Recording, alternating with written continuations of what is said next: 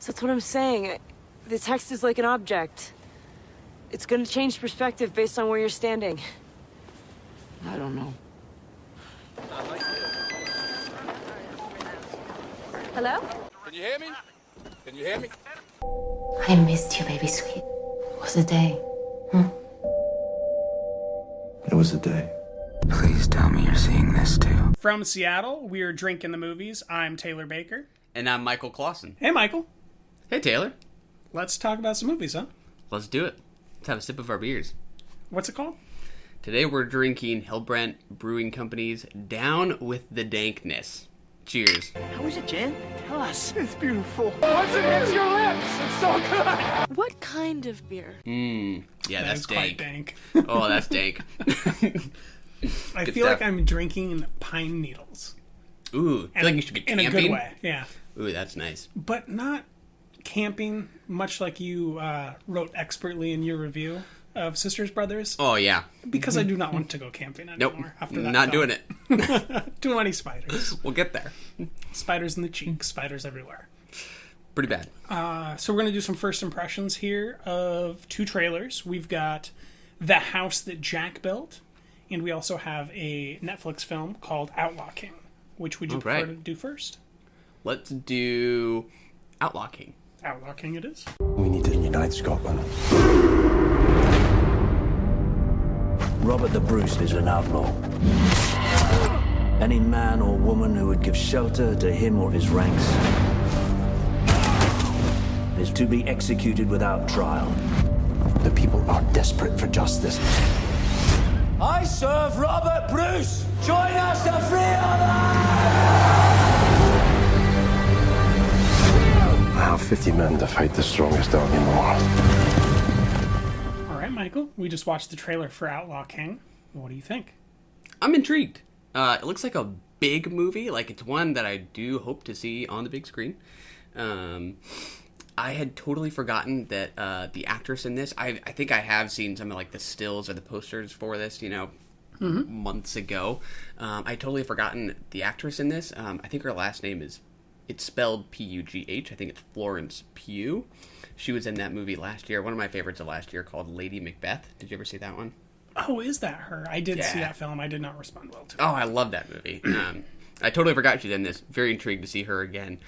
I think it looks like a good time. What about you? It looks like a historical war epic that is well made, which is very surprising. I did not expect something that looked so well seamed together.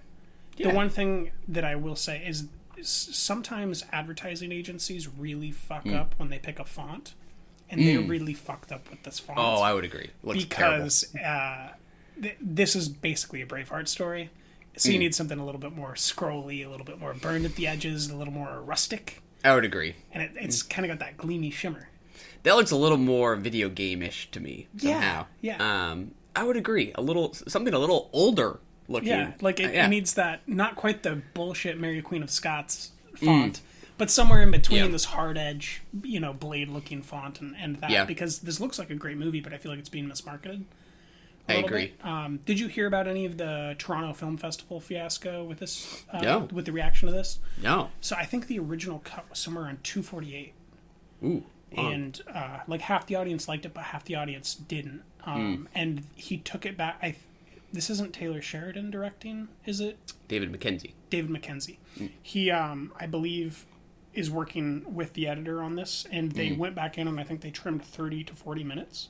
Wow. So I'm very excited to see how tightly this is, because the version they liked got edited down. So it's everything they like with all the stuff you can take out. So I'm kind of really intrigued to see what this is going to look like, and I think I'm probably going to like it more than Mary Queen of Scots.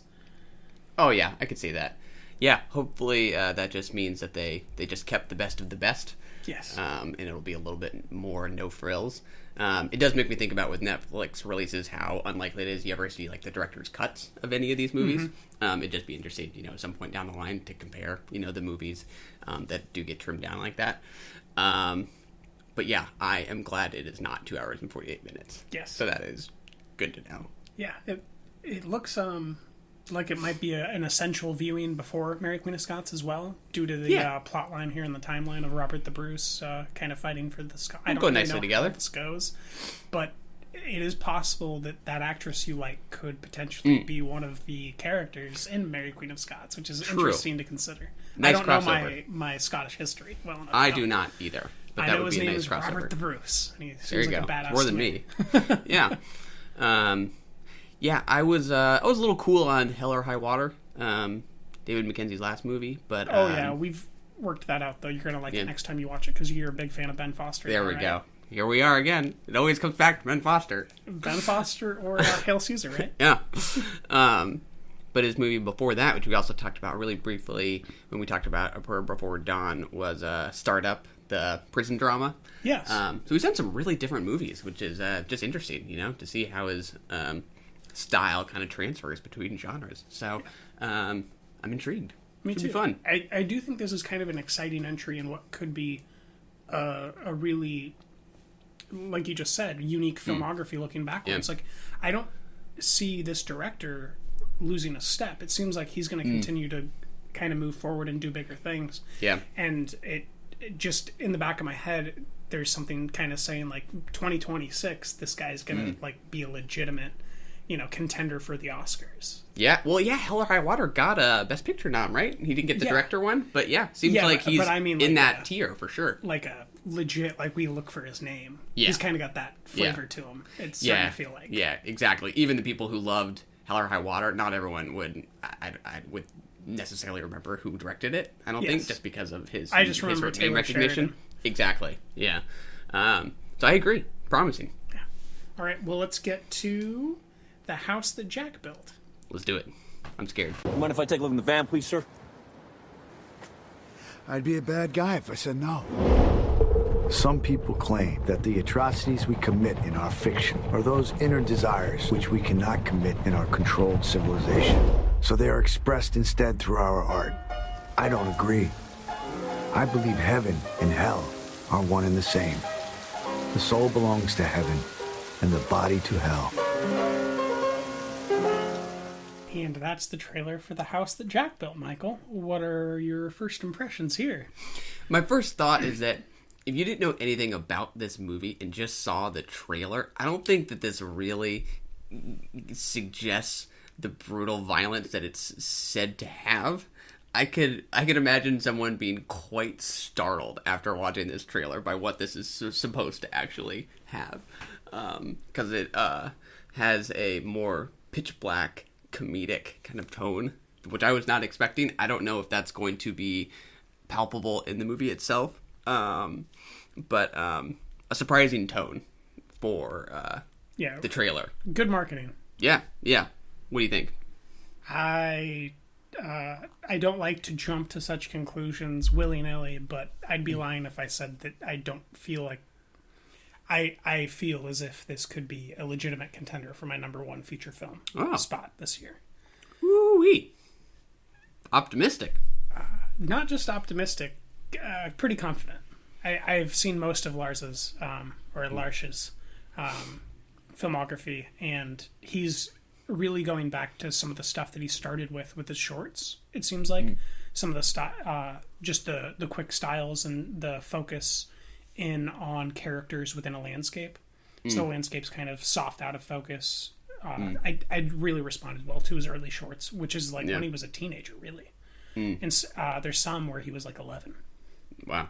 They're all doing it for a available long on time. YouTube for anybody that's interested. But yeah, this is very much a pairing of his. It seems like it's his house that Jack built, as well as it's Matt Dillon's house that Jack built. If that makes sense. Yeah, I haven't seen that many Von Trier movies. I saw Melancholia a long time ago. Liked it pretty well. I saw Antichrist. Didn't like it very much. Nymphomaniac. I saw part 1. Kind of mixed on it. So well, yeah. With seeing part 1 without part 2 is like, I didn't really like part 1 well enough to even watch part 2. I'm trying to remember, since it's been so long since I watched that one. That got released like literally in 2 parts, right? Mm-hmm. Yeah, so I think maybe by the time the second one came out, I had just kind of lost interest. So did you see the original intended director's cut unrated, or did you see the theatrical cut? I believe it was theatrical. Okay. I completely understand where you're coming from then, because Gotcha. then you're missing kind of the best, most human parts of it, if you will. And not meaning like it's a joy to look at, but that's where the truth or the crux of it is, you know. Gotcha. Yeah. Yeah, I'm very intrigued, but I still think there's a possibility I'll hate it. There's a possibility I'll love it. I really don't know. You're still 50-50? I'm pretty 50-50. Oh, man. Which is kind of fun. I kind of like that feeling. Yeah. Unpredictable is nice. Yeah, yeah. When he hit Uma in the head with the jack, I knew that this is my type of movie. Ooh. Yeah, it'll be a tough sit, I think. I'll be very interested to see who's there at the screening. Yes. Just the one and only screening at SIFF in November. That will be interesting. For the unrated version. That's right. what we're going to be seeing. Yeah. Just watching the trailer, I mean, there's an immense sense of fuckery or foolery, right? There's an immense punnery going on. Yeah. The first kill we see is Jack killing Uma Thurman with a jack. Yeah. Yeah. Right. And then we're getting cuts to the tiger and the lamb. Yeah. Yeah. Like, this is not exactly subtle. Visual storytelling that kind of undercuts how brutal everything is by making it kind of gleeful in this sycophantish way that I think is going to really translate well for me. And him trying to make an overture to how serial killing brings about pleasure for the serial killer. Yeah. I could see myself finding humor in it. I hope I don't find it smug. That's the only thing I'm maybe a little cautious of. He is quite a smug filmmaker. He is. I do like smugness myself, though. Yeah, that makes sense. There's a certain cockiness and artistry that comes with smugness. Yeah, but kind of being on the fence about it, you know, I got to try to be as open-minded as possible. So, we shall see. We shall. With that, shall we navigate into our first title of the week, then? Let's do it. We're talking about The Sisters Brothers. We're the Sisters Brothers. Sisters.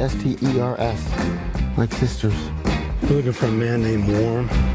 We stole something from our employer. We have enough money to stop for good. Stop what?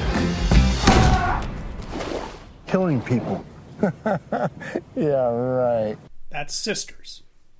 Like sisters. Sisters. You got it. This film is starring Joaquin Phoenix, John C. Reilly, Riz Ahmed, and Jake Gyllenhaal, who we will be talking about in a few weeks in Wildlife. Who is the director again? He's a French fellow. Jacques Audiard. So glad you remember these names. Oh, yeah. He made Deepon, which I liked pretty well. I don't think I've seen any of his other films. Yeah, I've seen Deepon, and he made one called Rust and Bone with Marion Cotillard. Yes, that's the one that's definitely on my radar to watch. Yeah, I like that one pretty well, too. It's been a little while since both of us watched this one. It has. Shall I take the lead, then? Yeah. Okay. Dive into it. What'd you think? Number one, I liked it more than you. Just get that out in the open. But I'm one of the people playing through some Red Dead Redemption right now. So gotcha. This Western-themed week was quite pleasant lead-in into my gaming experience that's been ever so brief but enjoyable. That is the best, when you just have like multiple, different cultural things you're into kind of aligning. Yes. Oh, yeah. And the stark contrast of the classical Western being framed through this French kind of love Oedipal journey, where at the end they don't find restitution with the father, they find it with the mother. Yeah. It was just a really beautiful translation, and kind of it stands in stark contrast to most other Westerns when we think about them, but it has all these Western conventions, which I really just enjoyed watching a foreign interpretation of a classic genre is really what this film comes down to for me. Yeah, you feel the European sensibility. Yeah, and a certain sense of warmth. Yeah, throughout, I'd say. Yeah. It's weird because I think you get moments of warmth and sweetness, and then some quick pivots to danger. I think this movie can kind of turn on a dime. It does, but it never feels...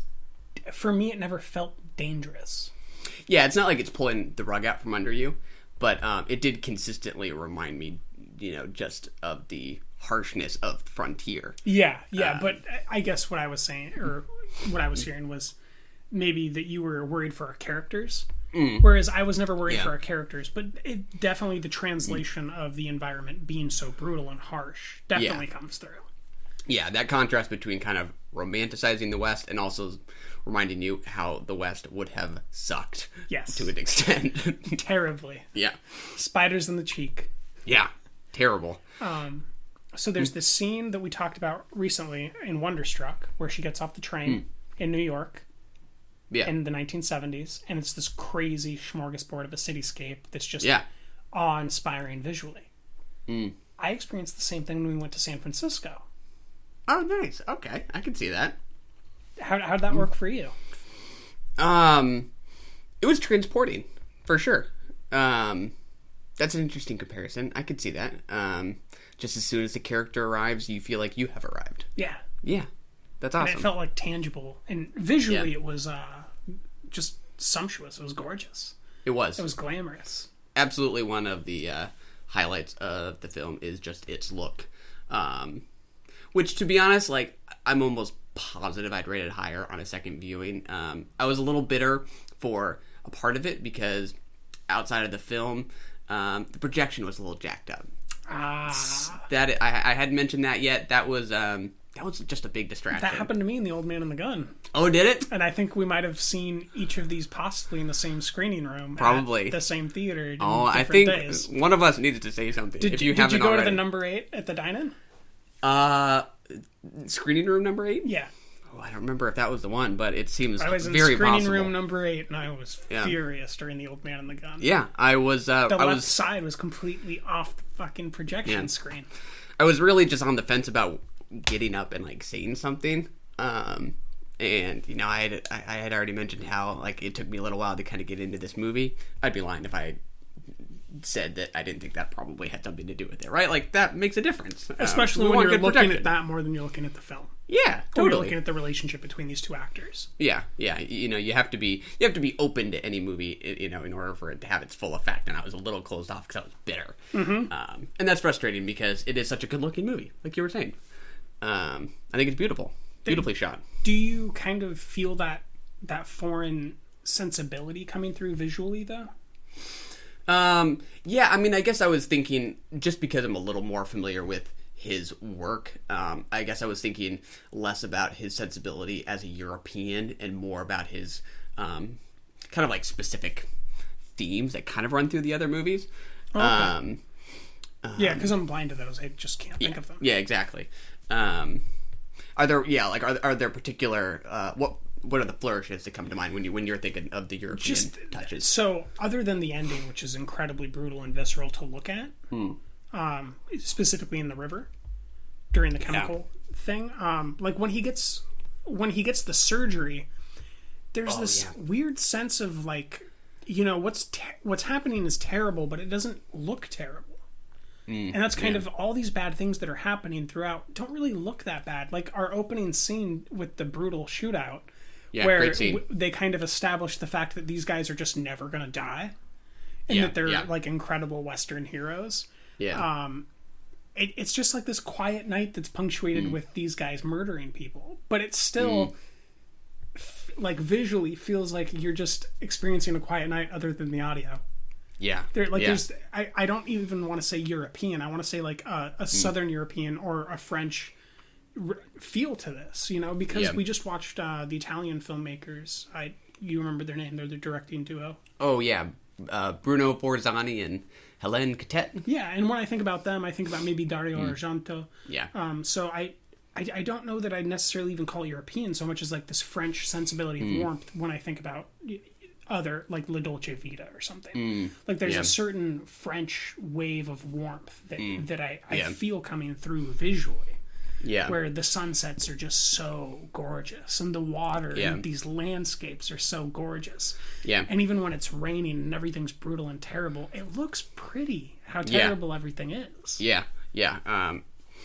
Yeah, obviously you're blind to the color, but I would say it absolutely felt like it had kind of a unique color scheme in light of other westerns. You know, using things like purples, which is just not a color I associate with westerns at all. You know, I seem think about to really like purples. Oh, I do. That's one of my favorite colors. Okay, so take that, as you will. I will. And I think about the color scheme that I associate with westerns. I think about kind of like dry reds, like of Monument Valley and that kind of thing. There were definitely more just damsel. more. Yeah, exactly. There's just kind of a wider range, a bigger palette that he's kind of using. That does feel foreign, just because it literally is foreign to you as you associate it with the genre. And it is lovely. It's just great to look at. No doubt about that. So something else, I don't really know how to put this, and I gather this is a novel as well. Is that correct? I think that's right. I think it is an adapted screenplay. Yeah.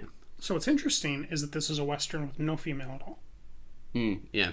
Until the very, very end. But still, that's not a sexual interest. Yeah. And then the title of this is The Sisters Brothers. Yeah. And it's about this kind of, feminine energy coming into these brutal, arguably toxic masculine men. And this transition from Riz Ahmed and Jake Gyllenhaal's relationship into John C. Reilly and Joaquin Phoenix, changing them and making them better, which is also like a curious pivot from the classical Western idea. Because even when we get to Butch Cassidy and the Sundance Kid, though she's not forefront, there is this feminine character. Yeah. It's quite pleasant at the end. When the mother finally enters the dynamic. Yes.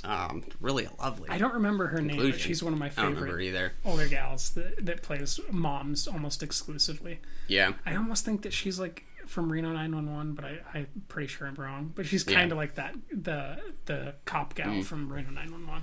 Oh, yeah. Just for listeners. Yeah. The theme of family is not something that I usually think about in terms of westerns. What? 310 to Yuma? That's true. You're right. Maybe I'm saying that too quickly. I think more about I don't know, the coming of civilization and that kind of thing. Okay. The contrast between the civilized and the savage. You think kind of bigger ideas, more meta with it. Exactly. With like the bigger conversations being had. Yeah. Specifically in that 1960s, 1970s Hollywood Western era, where they were having those big meta conversations about the coming globalism then, and reflecting that in the Western genre at the time. Yeah, and the classics like Stagecoach, like John Wayne is a Lone Ranger, right? It's more about individuals in a way, and them, whoever can take it owns it, that kind of mentality. Exactly. Which can certainly involve a family, but this just did feel sort of uniquely centered on the idea of a family because it involves brothers. Which is just kind of, that's one of the themes that kind of runs through his other movies. Deepan's about these 4 immigrants who pretend to be a family so they can immigrate and not be deported. So there's kind of this dysfunctional Into what family. Country? England. Oh. I believe, no, it's France. Okay.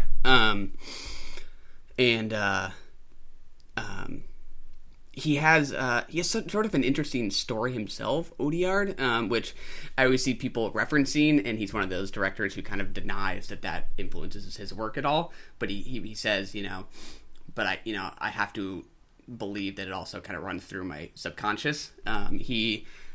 He's had kind of a tragic life. Like his brother passed away when he was young, and he married his brother's wife, and then his father passed away. But the wife hasn't passed. No. So he's not Kelsey Grammer, Keanu Reeves status yet, where everyone that they know and love died. Exactly. Yeah. Whenever I read some of the interpretations of his work, it's about people. It's usually about men and their relationship with people and their families, which I think is very clear here, and just kind of that he's in touch with that himself. Yeah, perhaps. Kind of like Spielberg is still trying to figure out how to be an adult operating with all this power, who thinks like a child. Yeah, yeah. So it's just kind of a nice, attachment of those ideas to the Western. Yeah, right? Definitely. In a very kind of seamless way. It doesn't feel too obviously the thematic, I guess. It's very seamless. Yeah. And another thing that's seamless, I think, is the editing. I think that it's just got this really great, slow transition from character to city. And then they really let the cities feel like characters, and then they kind of kill them off or they run away from them. Yeah. And this really pleasant way where I just don't feel like I get that out of much cinema.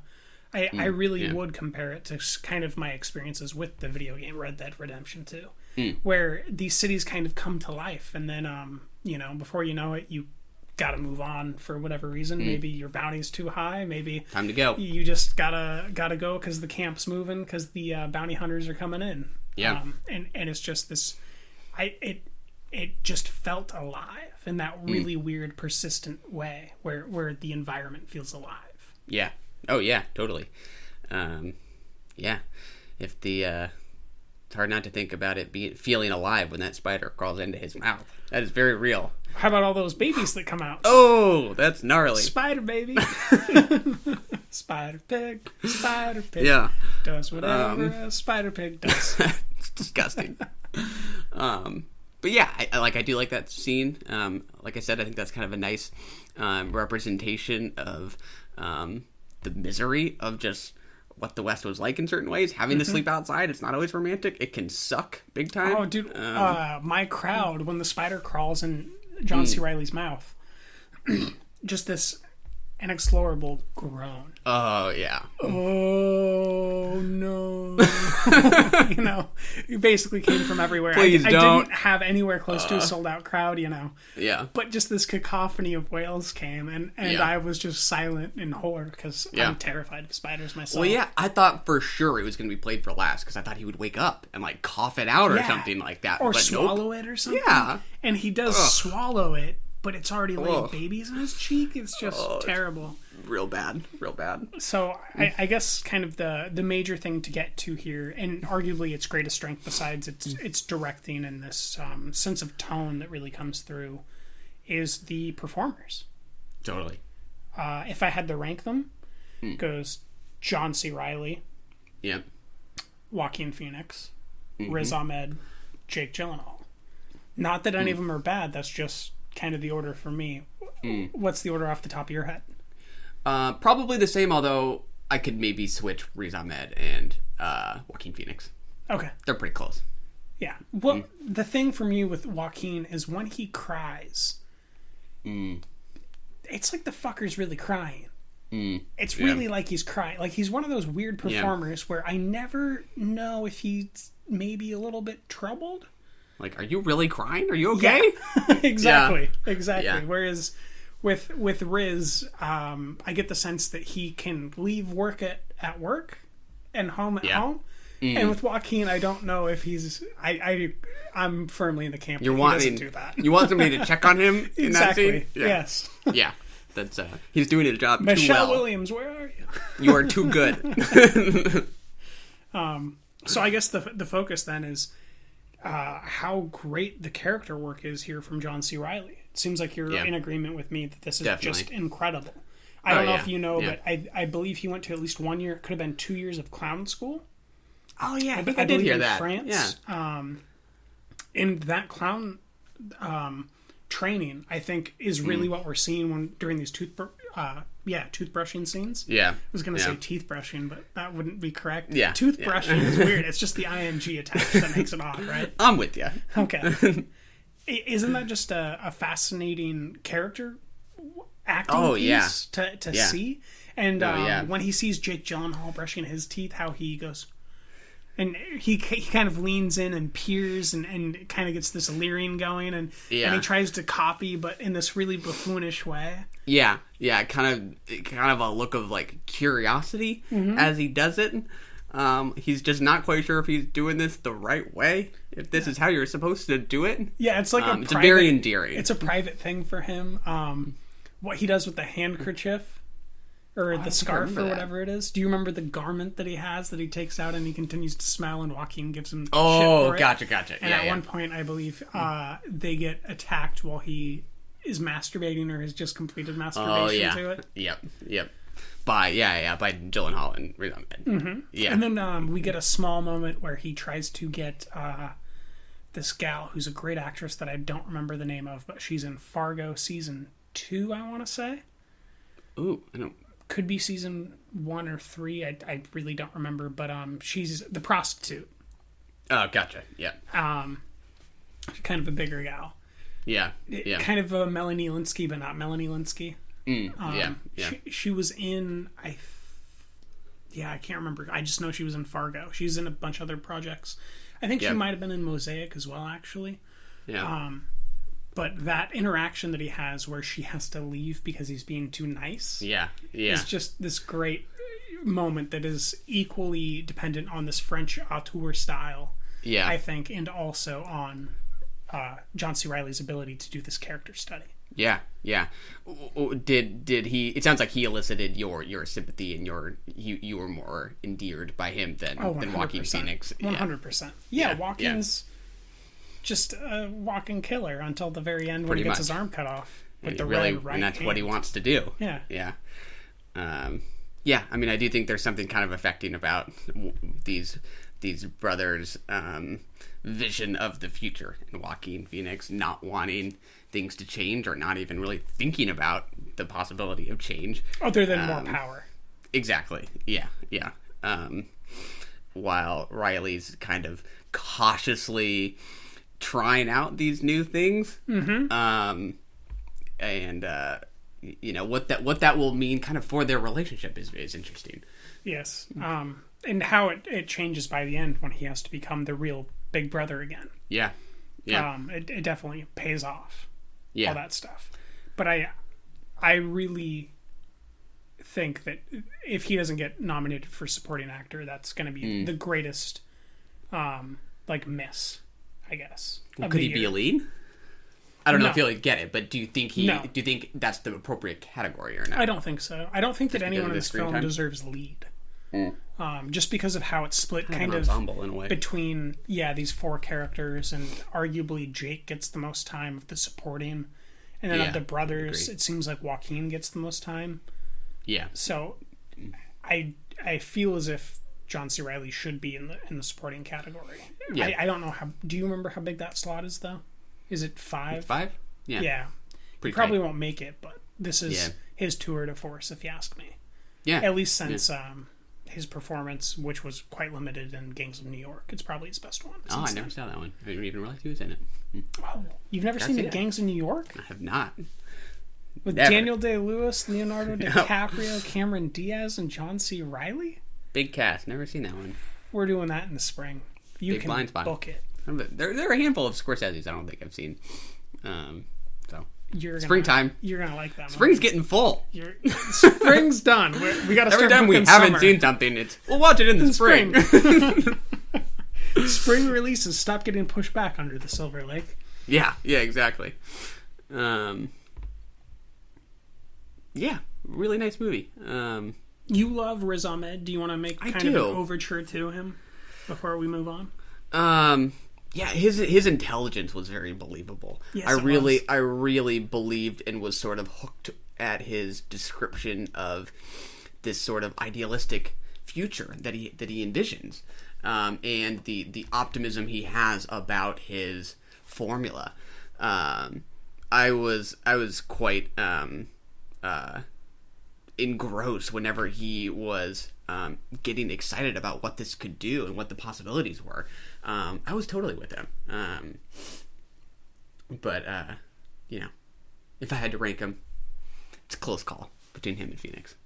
Yeah, okay. I was definitely with him as a character, but as far as his ideal society, I was quite skeptical, because that ideal society often comes with hundreds of millions of people dead. So absolutely, yeah. I'm not endorsing it like anything he said, but I very much believed in how his deeply he believed in it. Yeah, exactly. Definitely. Solid. Yeah, it's it's a special movie, and I think that we can definitely recommend it wholeheartedly. Yeah. I gave it the 4 with the heart. You gave it the 3.5 with the heart. You think because that you involves can the move. viewing experience, you know? Yeah, like I said, you think you can move on it, so Totally. it's definitely an endorsed film by Drinking the Movies. Definitely. Go check with it out. Really, really special acting from John C. Reilly. So, Definitely. let's move on to the Robert Redford directorial debut, Ordinary People. And don't get me out trying to kill myself. That's old turkey. What have you done lately? Lately? Hey, come on. If you... Listen, I'm never going to be forgiven for that. Never. You know, you can't get it out. You know, all the blood in her towels and her rug. Everything had to be pitched. Even the tile in the bathroom had to be regrouted. That's right. Is that the directorial debut, or am I misspeaking? I think I'm is. misspeaking because he may have done a documentary first. That could be. I was kind of thinking this was the first one I thought for him. so too. But as soon as I said it, I didn't feel like I'd checked my facts. Director, he hasn't done that much. According to IMDb, 1980 debut film. There we go. Debut film from Robert Redford. Ordinary People. You liked this film to a fault. Is going to be my opening statement. A perfect 5. Yeah. And I think I just recently edited some audio for the podcast where you said you don't just hand out 5s willy-nilly. So why don't you explain to me how this is a 5? Oh, yeah. I think this is a perfect family drama that is deeply felt. I deeply connected with all 3 of the main characters, mother, father, and son, coping with the death of another boy in the family. Their brother. Yeah. Or his brother, the son. Another son. Yeah. The firstborn, if I remember correctly. Yep. I really liked how even-handed it was, even though we're more or less sort of focused on the boy's grief. His name is Conrad, I believe. We get a good sense for his relationship with his mom, his dad, and their relationship with each other. I felt like there was a really nice level of attention to like each of those dynamics. I thought how each of them were sort of processing what had happened was really interesting and emotional. I liked all 3 performances. I know there's one that you thought was the weakest link. That might be a real problem with me. Like, I really don't know how to unlock that actor. Yeah. I was with him the whole way. And I think the direction is appropriately very simple. I thought I 100% agree with that. It's just a really grounded character study, which is just the kind of film that I really like. Well, it's just a novel on the screen. Yeah, pretty much. But you know, to me, it's not something that could be reproduced on the plate. That, you know, a camera's ability to be close to these characters when they're feeling something deeply is very important. It's something that doesn't translate to the stage. Yeah, I was emotional from start to finish. I'll admit, I was quite I wasn't bitter going into it, but I was quite exhausted when I watched it. So was this the last one of the week? This was the last one of the week. Oh, we have a pattern here. Yes. It was like Dressed to Kill, Night of the Living Dead. It's the last one of the week that gets shafted. Well, the thing is that I did watch The Deuce afterward, and I was more... okay. I responded stronger to The Deuce than to Ordinary People. So okay. And I just came off Bohemian Rhapsody, so it was kind of within a similar timeline. So it's... Gotcha. It's not a... Yeah, I feel comfortable saying, like, it's a... When I ended it, it felt like a 3, but I gave it a 3.5, just thinking about it deeper. I think that kind of the most special, maybe non-appreciated thing of this is going to be Judd Hirsch's performance as the psychologist. Oh, interesting. I really think that he's the reason why we feel like we know these characters by the end of it. One thing that I still don't know if I liked or not, I just, it really sticks in my head and it really threw me off, and I'm still kind of reeling from the punches of the sound design when he's having these conversations with Mary Tyler Moore, his mother, and do you remember like the dog barking outside scene where he begins to bark? Yeah, gotcha. In the backyard, like some of those scenes are just so jarring and odd that I don't really know how to place them or fit them in, and I don't think I'm supposed to, but it's definitely something that I don't necessarily take as a strength or a weakness, where maybe you can file that in under strength. So maybe that's where some of our differences are, in appreciating its consistency or tone. Yeah, that's interesting. Sound design was not something I that came to my mind. It didn't. I didn't have an opinion on it, I guess, one way or the other. It wasn't helping or hurting. It didn't jar you at all? Not really. Where they're having this conversation, all of a sudden he just starts barking at this really loud, screaming volume. I kind of like. Well, yeah. I mean, I guess. Like, what the fuck is happening? Guess the choice might be startling. I don't know if I would have described it as like the sound design. I mean, I guess the character behavior was maybe startling. Yeah. Okay. Well, but I don't know. For me, it wasn't. I didn't pick up like the sound that you're talking about. I'm with you. When I was listening to it, it came in at such an uproarious volume. Got it. Yeah. Compared to the dialogue that they were having, that I was like, is this even the right? Like, is there a glitch? Gotcha. Yeah. What's going on here? Yeah. It kind of threw me out of the movie, I guess. Yeah, that's fair. I mean, I was already too involved with the emotion in that scene, I think, to be taken out of it by that. And I wasn't. Yeah. So that's maybe what it is. Because I was still trying to suss out what's going on there. Yeah. Yeah, I mean, I think it's just a scene or two later when he asks his mom as she's setting the table if he can help. And she says, no, why don't you just go do something? Why don't you go do something else? Clean out your closet. Yeah. And he just looks at her and he says, Mom, like with a question mark on the end of that word, just desperate to reconcile or connect. And she says, I'm fine, just go. Or I don't know. I remember what she says, but they do not connect. Mm-hmm. And she's always going or telling him to go. Yeah, they don't. She doesn't even want to take a picture with him. That relationship was very clear to me.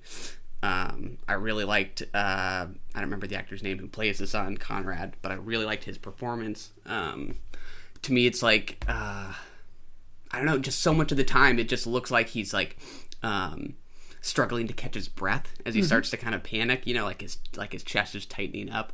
I thought all that was really effective. Like there's just guilt and sorrow that's just kind of suffocating him. I thought that was very persuasive, and it does come out particularly well when he's with the psychiatrist. I agree. Who's great. Like I love that he's not just a shoulder to cry on. Like he's kind of tough on him. He's like, spit it out. Like, come on. Like you know what it is you're feeling. Just say it. Which is sort of almost like an audience surrogate in a way. You're like, come on. Like you got this. Do it. Yeah. I thought that was those were nice moments when they are together. Definitely. Yeah. And Donald Sutherland, you were less crazy about him. I can't figure out if I enjoy him as an actor in any of his roles, or if he's kind of that Benedict Cumberbatch for me, where I might need him in a TV show. That's maybe why I don't know if it's maybe something with that family where I don't really respond to Kiefer in film roles, but I respond to Kiefer in like a television role. Like I need kind of the full embodiment of a character, like I do with Benedict Cumberbatch, where like I need you to just be that character for a long period of time. Takes a little longer. Because when I'm watching him make these decisions, I believe it's kind of in the first third of the film. He's sitting there with Mary Tyler Moore on either lawn furniture or they're inside the house on the couch, kind of laying there. And he's having this conversation with her, and the way that he's rolling his eyes and looking away and then looking back, it just screamed choices. Like I could see them. I didn't feel like the performer was acting with any naturalistic tendencies. It was all kind of a rehearsed performance. And I really, like when I see that, it just really detracts from my ability to believe that this character is feeling these things or actually in this scene. Like it just, all of a sudden I'm like, oh yeah, I'm watching a movie. instead of I think you're missing going to the world. I think you're missing the forest for the trees. He's just a dad desperate to try to help his son overcome. There are some scenes where he does that for me. Yeah. Psychiatrist with Judd Hirsch. Yeah. Jogging with that guy who won't shut up about stocks. Oh yeah, yeah. Those two scenes worked where he was kind of busy doing something else, so his choices didn't float to the surface. But like if I show you that scene and I point it out, you'll probably go, yeah. But maybe you just weren't focused on it. Whereas I kind of just go into those focuses where you're more form-centric.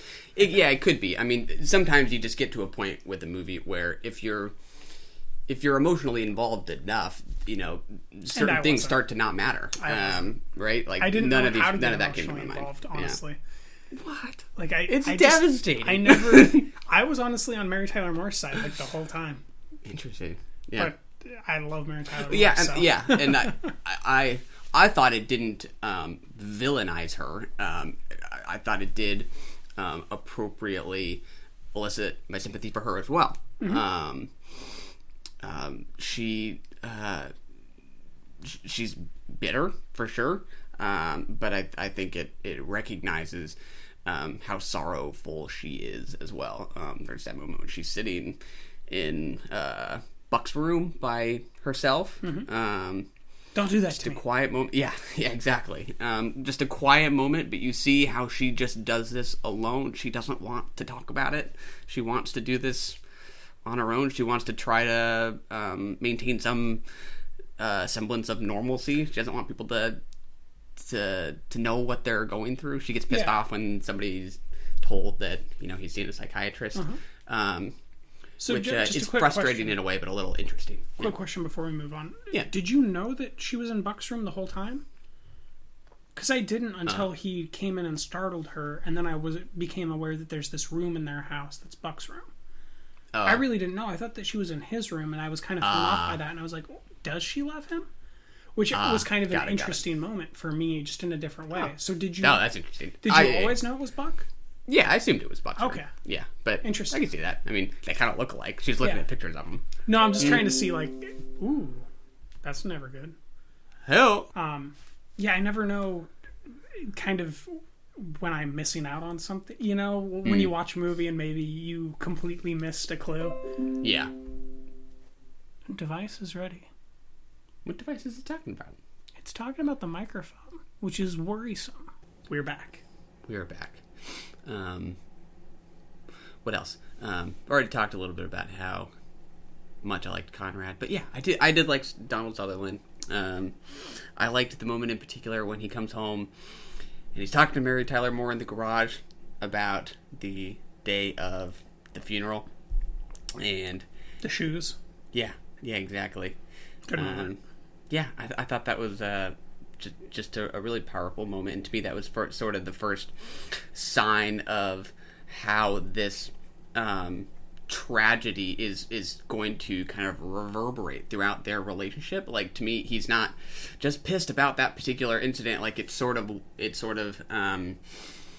widening a gap that may have already been there, that he's just not feeling now until something powerful enough has happened to really make him realize, what these kinds of things mean to him. Yeah, he just hadn't noticed. Yeah, kind of. The distance between them.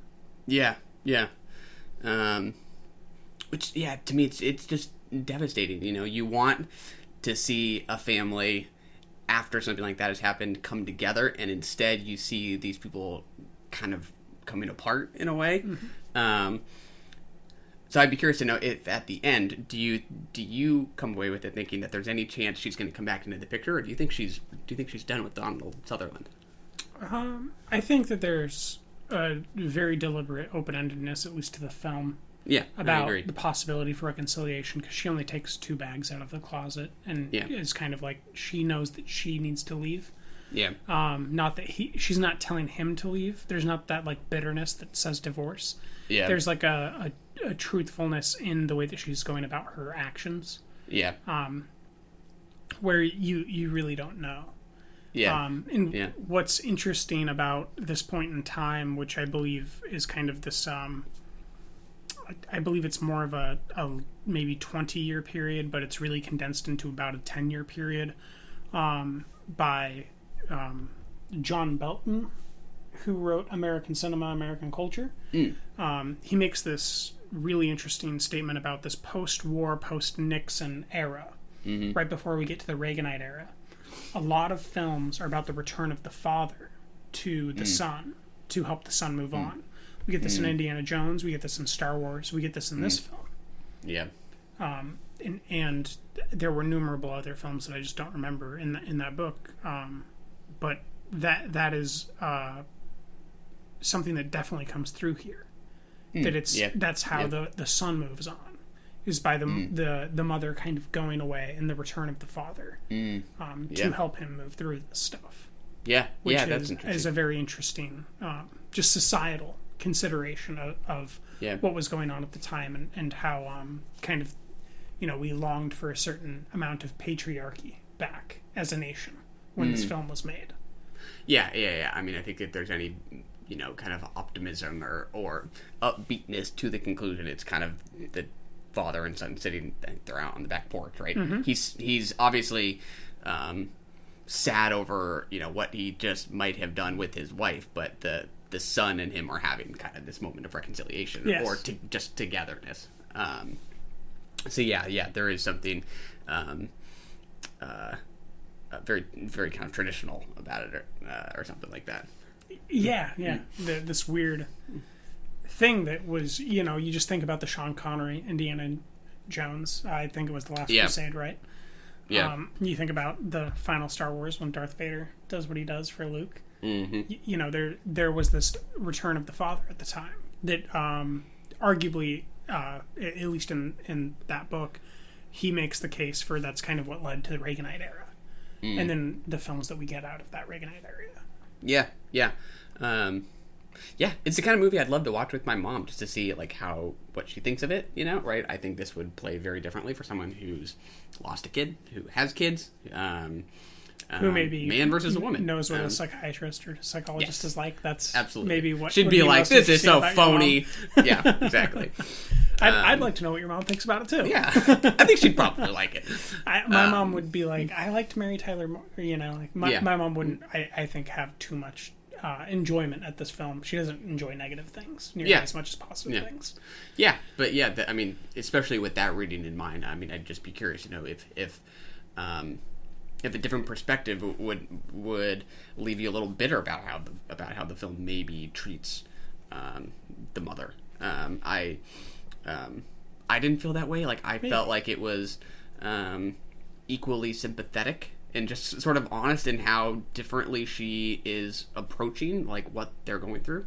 Yeah, well, there's this moment that Donald Sutherland says, well, I think that's normal how much love she had for the previous son. I don't remember his name. I feel like it was a 4-letter word, though. Buck. Yeah. There we go. I was going to say Jack, but Buck. There we go. Close enough.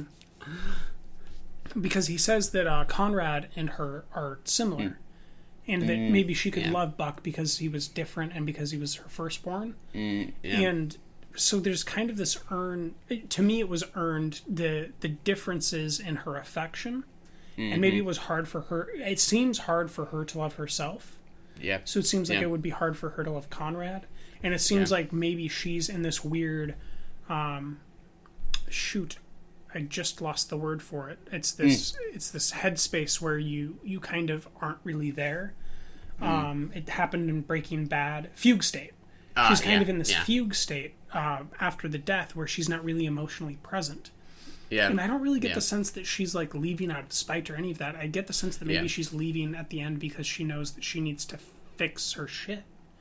Yeah. And it's not really a negative thing. It's more of a positive transition where maybe Donald Sutherland had already moved through it and understood that, and Conrad had already gone through it because he tried to kill himself and went and spent 9 months, was it? In the hospital working through the stuff with a doctor, and now he's still working with a doctor. So it seems like it's not really putting her down so much as saying she was the strongest one that lasted the longest. Yeah. And now she has to go work on herself. Yeah. That's at least how I took it. Yeah. Yeah, that's interesting. I mean, in one way I couldn't decide if maybe she recognized that she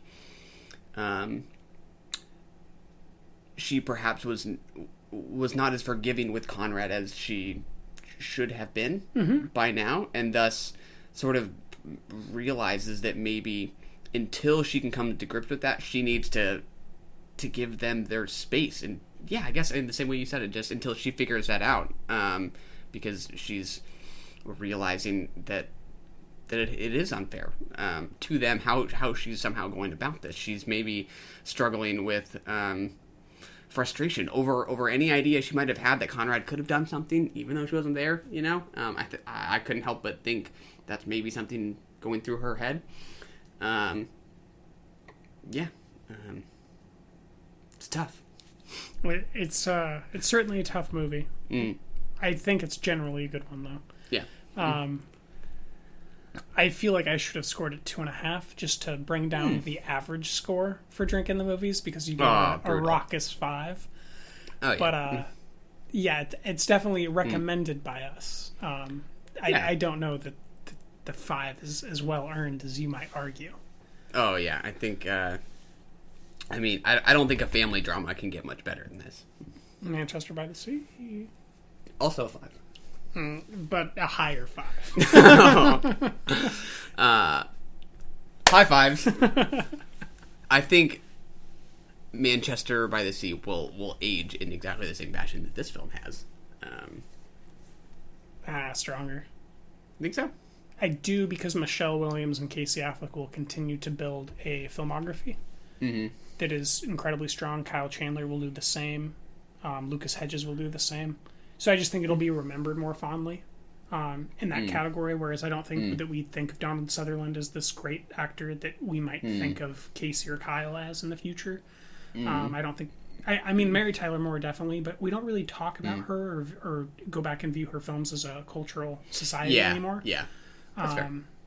And then we don't even know the name of Conrad, right? And we didn't quite bring up the fact that Adam Baldwin, a very young Adam Baldwin, is in this film on the swim team as the bully, but he is. That was interesting. And then I do think Manchester is just kind of this snippet of cinema to come in a way that maybe Ordinary People isn't so much. What I did see in this that I do want to just touch on before we move on is kind of the subtle landscape, where he lets a character inhabit the landscape and really kind of take over the landscape, but this beauty of the landscape is really there. That really comes through later on, so he's kind of always had it in A River Runs Through It. Oh, I've never seen that one. That's my favorite film from him. Yeah.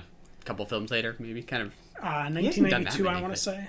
Okay, I think maybe 4 later, because I think he did Quiz Show in between then and maybe 2 other films. Yeah, I agree. How these characters are positioned in their environments feels right. But yeah, it's sort of simple in its style. I thought the editing was perfect. Just I wouldn't change a thing about how this was edited. I don't have any suggestions. If there was a better editor that wanted to edit it, I wouldn't say no, but I certainly don't have any criticism of that. Yeah, I mean, sometimes editing's just about, how long or short a scene should be, and it just felt like that I was never with a character too long or for too short of amount of time. I will say maybe Mary Tyler Moore I'd like more of, or I'd like to linger. More of? I'd like to linger with her more in some of those scenes. Yeah, because we see kind of her starting to feel something, and then we kind of cut away quite often. And I maybe would have liked to see a more deeper transition of that. Yeah, that's fair. She's good. All right. I love her. Sticking with the 3.5. Sticking with the 3.5. You're sticking with the 5. 5 stars. 5. $5. All right, that's Ordinary People. Resounding recommendation by us, but certainly not a 5 of a film. Let's move on to Butch Cassidy and the Sundance Kid, because Ordinary People is a regular 3.5. Ooh. Butch Cassidy and the Sundance Kid. Paul Newman is Butch Cassidy, and the Sundance Kid is Robert Redford. Catherine Ross is Etta Place. Dynamite's ready, Butch. Well, that ought to do it.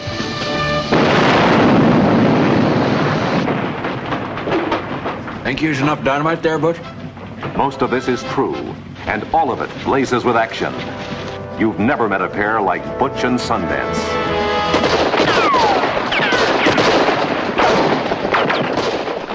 too. I'm okay on it. I don't quite remember what I rated it. Do you? What you rated it? What you rated it? Oh, I rated it a 4. Yeah.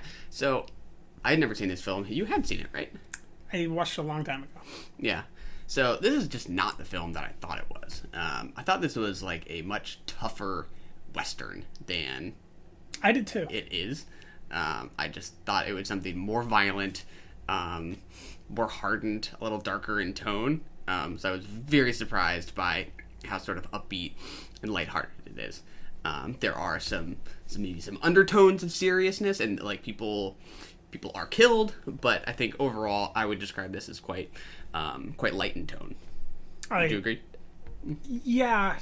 Even at the end, which is a great scene, it still doesn't feel serious. Kind of like that fade out still shot that is so famous, and I believe it might even be the cover of most of the film in circulation now. Yeah, they're still joking with each other minutes before they run out into a blaze and then they of bullets. run out. Yeah, and it ends as if they got away with it. Yeah, somewhat. Yeah. So I gave this film a 3. I just checked. Okay, gotcha. And I still feel pretty confident about that because it's better than the fact that they made a film. Mm-hmm. But the thing that really psyched me out or didn't work for me was Paul Newman's acting style against Robert Redford's acting style. Mm-hmm. I think that I'd equivalent Robert Redford to Brad Pitt in kind of this naturalism where the actor becomes the character seamlessly, whereas Paul Newman has this I don't know if I want to say pastiche, but this huge sense of an era behind him. Like he feels like a star. Robert Redford is a star, but he melts away into a character like Brad Pitt melts away into a character. When you think of Allied, you don't think about the star movie. You think about this character-driven movie with Marion Cotillard and Brad Pitt. When I think about Robert Redford, I don't think about a star. I think about this character melting away. But Paul Newman's kind of this giant Lawrence of Arabia figure. Is he in that movie? No, but you know what I mean. Like he has that huge looming essence of he's not gonna act differently because he has this character. He's gonna make certain choices, but he's still gonna be the same actor. Whereas I think Redford makes different choices for different characters and melts away into them. And the juxtaposition of those, once again, really didn't work for me. Interesting. I thought they completed each other. A lot of people do. I might just be on the outside looking in. Yeah. To me, it's just it's a classic buddy kind of formula. Of two guys with different personalities, different skills, different assets, who together are better than the sum of their parts. I Butch, definitely agree with that. Yeah, Butch is the talker, right? He's got the charm. He's the one who will talk himself out of these precarious situations, and Sundance Kid is the one that knows strong, how to silent shoot. type. Yep, exactly. But the gunslinger. Yeah, but in the film, right, we find out that Paul Newman's never shot anyone. Right. Yeah. And we find, or rather, Butch has never shot anyone, and we find out that the kid is the one that shoots all the people. We also find out that Butch can't swim. Yeah. And Sundance can't. So, you know, there. While it was humorous, I don't know that it ever felt too humorous and like I don't know if I ever laughed. Well, how lighthearted tone never got me to laugh the way that Sisters Brothers did. Yeah. And when I was watching the Sisters Brothers, I felt like Joaquin and John C. Reilly were inhabiting the same space, acting not differently necessarily, but like the way that they were acting didn't jar me at all. And the way that Newman and Redford were acting jarred me because it was just so startlingly different. Whereas the schools that Joaquin and John come from are different. They seamlessly fit together and become enmeshed in this picture. I felt like I was watching kind of actors on a stage. And it was kind of like different segments of a separate film almost. Like when they interact with the girl in the town, it was kind of different than when they're interacting with each. It was just weird. Yeah, it's hard to argue with. You know, makes sense. To me, it's just to me, there's something even more satisfying about seeing two very different people work so well together. I think the the focus here is not one or the other; it's them together. It is them as a pair, as a team, as almost like brothers who can somehow, be very different and yet somehow kind of share the same DNA character-wise. I just found it quite fun to be, on the run with them. Did you feel that brotherhood and that closeness throughout the whole film? I think so. Okay. Yeah. I didn't find it until they were going up the mountain and they ditched the horses. Gotcha. And from then on, I was kind of on board. And that's like my favorite portion of the film. But beforehand, I really was not dialed in. I wasn't able to emotionally believe it. Yeah. My suspension of disbelief was absent. Yeah. Yeah, I mean, if anything, like, the first 20 minutes or so were kind of funky because I just kept waiting for, like, it to be more violent or gritty than it was, just because that's somehow how I had this in my head about what this film was. I mean, and then I'm like, oh, this is actually, like, kind of more buoyant. Yeah. Did you watch it before or after Sisters Brothers? I think I watched it after. Okay. Yeah. Yeah, I did too. So, it's tough. It's so long ago now. I don't quite remember, but there's definitely... I don't know that I thought that it'd be darker to begin with, but I felt like the beginning was just not what I expected for a Western film. And then I started... I still don't know that I think this is a Western film. I agree. I mean, to me, it's just sort of the... the scaffolding, right, on which this story is set, but you're right. I don't see this as really interested in the Western tropes. It's just sort of interested in that kind of environment. Yes. So referencing American cinema, American culture, again, from John Belton, there's a portion in there where it kind of explains that this film and quite a few others at this point in time, 1969, I believe, were in this post-war, not really post-war, but post-beginning of the war, anti-war thing where they're trying to kind of say they are against the system in this way, and that they are people, and that they still want the benefits of the system, but they're against the system. And I thought that was kind of an interesting way to view this as part of American culture and American cinema at the time. Yeah, it's interesting. I think this was 1968, 1967. This came out. Okay, I thought it was 69. Oh, you said 69? Is that what you said? Yeah, okay. I thought so. Sorry. Which is Let me check. Yeah, it's around, the same time. Yeah, it's 69. 69. Okay, so I think Bonnie and Clyde was 68. That's another one that they reference, where it's this anti-system thing, where it's individuals reaping benefits from the system, but not giving into the system. Yeah. To me, I think of Bonnie and Clyde as one of those sort of markers of the coming of New Hollywood. Yes. Which is, it was obviously a landmark, and that was nominated for Best Picture, and it's kind of similar in a way. These two people on a run. In one case, it's a romance. In another case, it's a buddy film.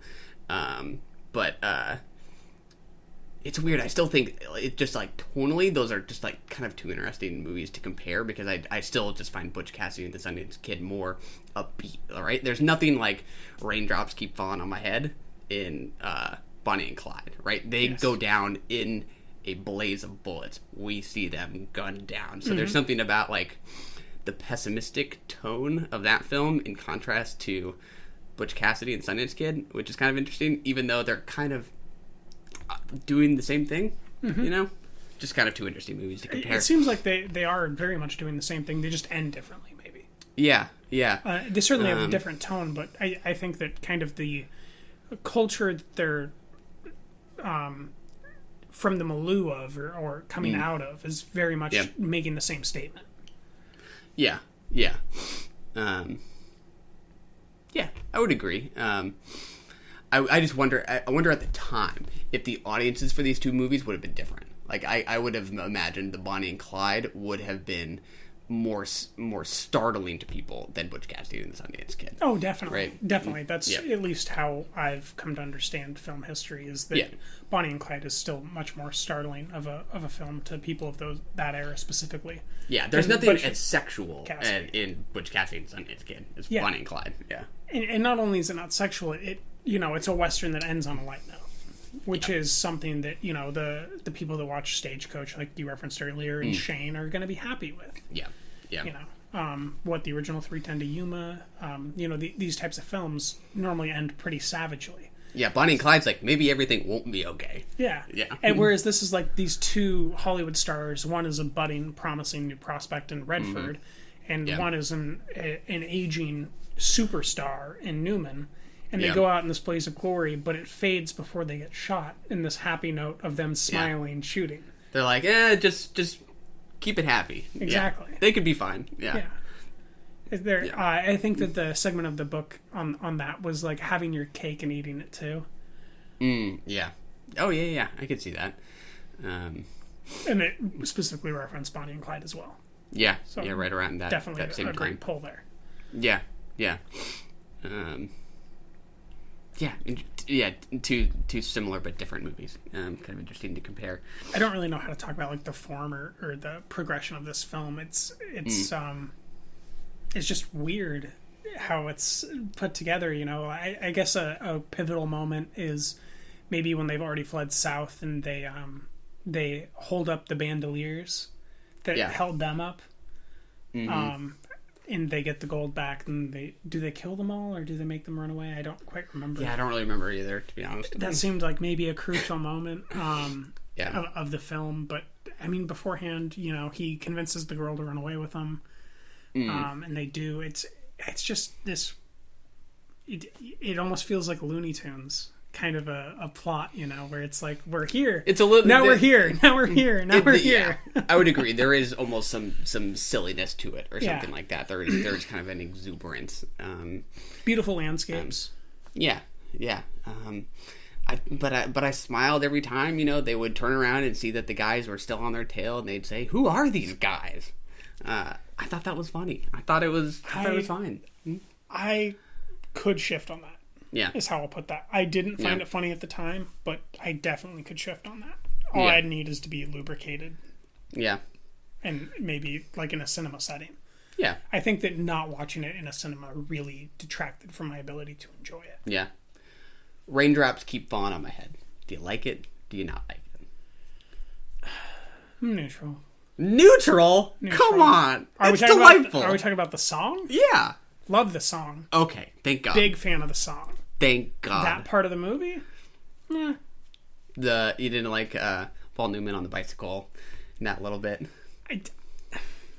I was affable to it. Gotcha. I wasn't enamored, but I was like, guffaw. Like I knew what they were doing, and I enjoyed it at that mind level where you're not quite with it, but you're happy that they're doing it. Yeah.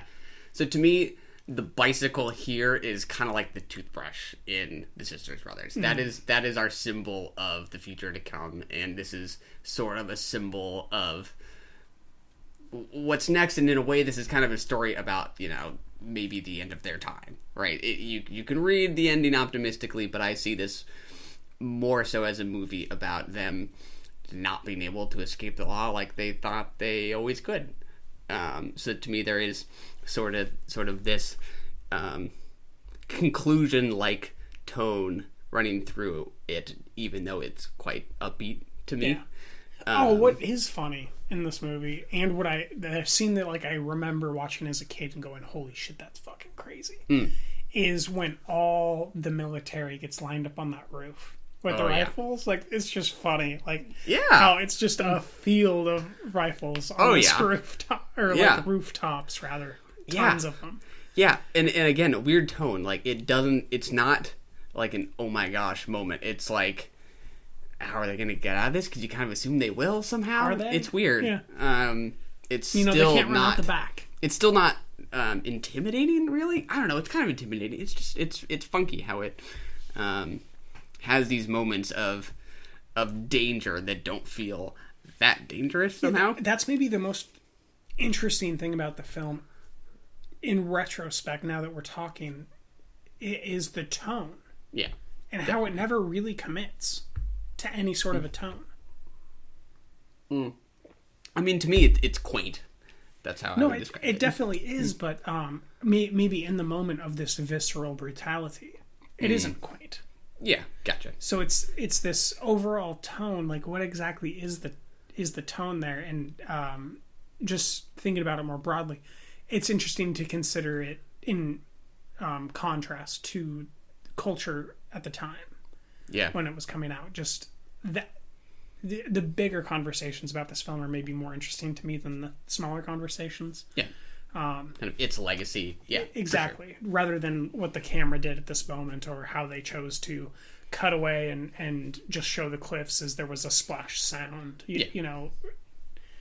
Gotta look for the broad strokes. Take the cinematography or leave it. You know, there's certain decisions that we would certainly criticize now if that film was made now. Yeah. I think we would be a lot more critical of it. Yeah. I mean, to me, it's weird how that's kind of how my movie going goes. Is I feel like I'm most critical of the movies, of the new releases that I'm watching now, and then as things age, you kind of just realize what matters and what doesn't. Sometimes you realize that that's a mistake, but you're like, but it's kind of beside the point. Like, there are bigger things going on, or somehow, like, the brush strokes at large seem to make more of a difference than the minutia. So you're saying 2032, we can expect a 5-star review with the heart of Hail Caesar? Is that what I said? That's what you just said. I heard it. Could be. It's very possible. Never know. Time will tell. Time will tell. We'll get to Hail Caesar again in spring.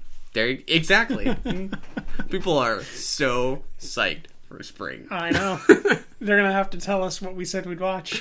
Because exactly. we won't remember. It's a lot. Yeah. So yeah. I don't have a lot else to say, but I liked it. I think it's fun.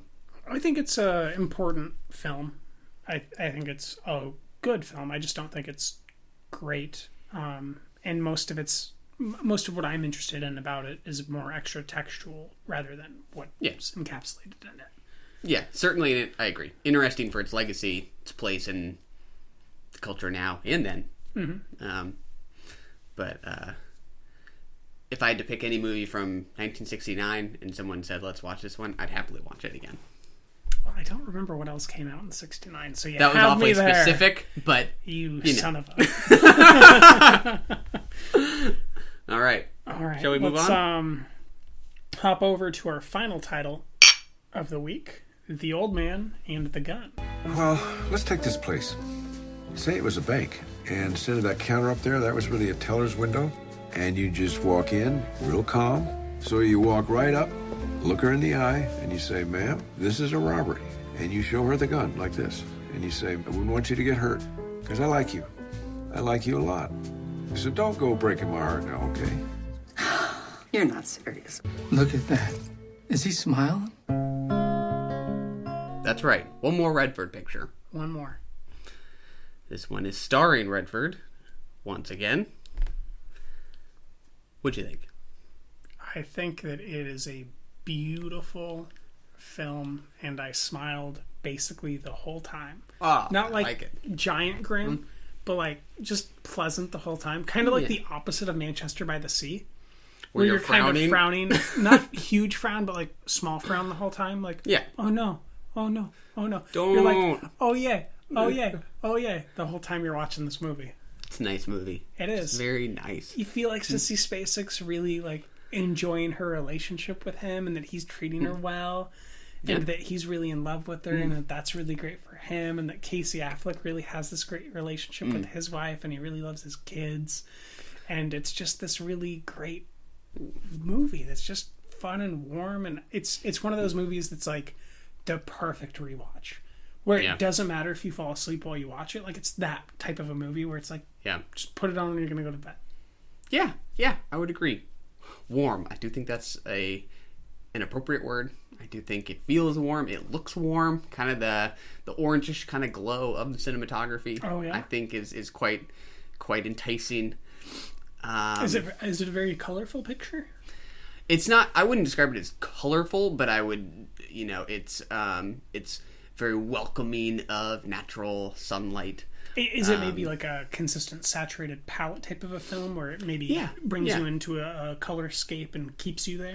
Yeah. I mean, it's very, very consistent in, not only is it grainy, but it has just kind of that yellowish, orangish hue that you get from sunshine that you could, whose warmth you just feel, right? Oh, yeah. And so maybe that plays into what is arguably the most important scene in the film.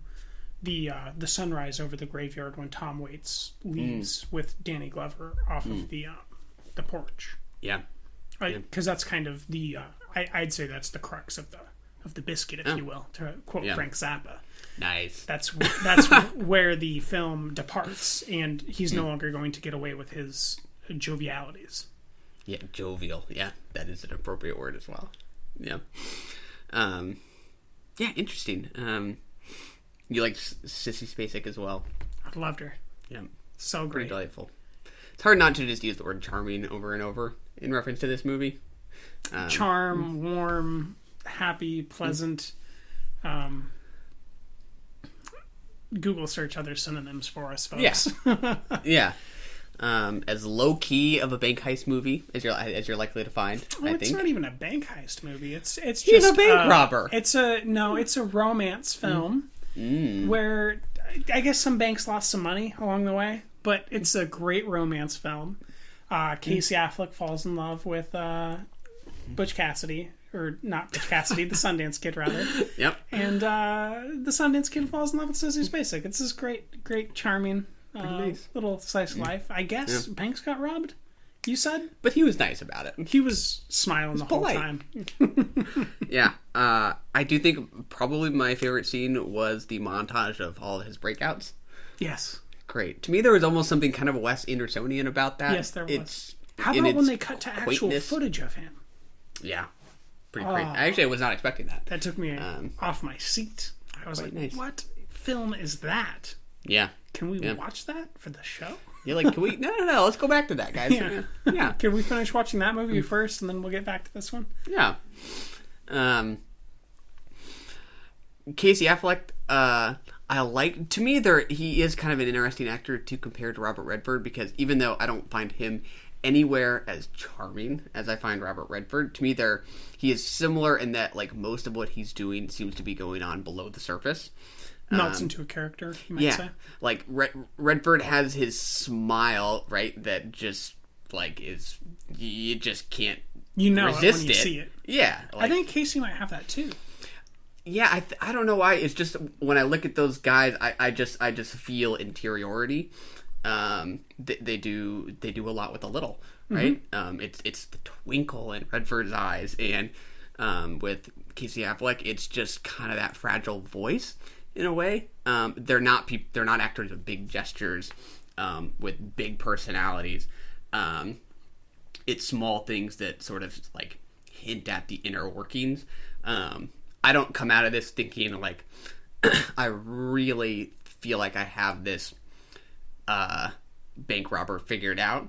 It's great. It's kind of like there's this mystery behind that smile that leaves you kind of wanting more time with him. Yeah, definitely. It's really nice. Yeah, and it's kind of a fun ensemble. Like Tom Waits and Danny Glover as the accomplices. They're great. I would argue not enough. Yeah, for sure. I mean, this was what? 80? I don't know if I would have criticized was this that. 80 or 85? 80 or 85 what? Minutes. Oh, I don't know. That's a good question. When it ended and I had to leave the theater, I was like, I don't want to leave yet. What are you talking about, guys? Yeah. 93 minutes. Okay, pretty tight. That's excruciatingly tight, because to give 3 minutes to credits, that's a tight hour and a half from what might be. I guess when I left this, I had this overwhelming like tightness in my chest or something that was like, keep going. This is someone like Jeff Nichols. Like this film I would point to with like Midnight Special is, do you want to know what current Americana is when we're going to look back on this century or this decade rather? This is Americana right now. Like, this is the American directors making American films for America right now. Yeah. Yeah. I would add to that. I would say, like, in tone, just because to me it feels nostalgic in a way. Absolutely. Right? Okay. And I think that we're feeling that. Yeah. I feel like Midnight Special is nostalgic for those great sci-fi pictures of E.T., Close Encounters of the Third Kind. Yeah, that makes sense. And even the bigger ones, you know, Star Wars and stuff, just because it's the little boy that has more promise than the father trying to deliver him to that and protect him from the church and the state. Yeah. You know, it's this, for me, it's just the sense of Americana. I'd also equate Mud with that, with Midnight Special. You know, it's just this general sense of Americana. And it's beautiful. Yeah.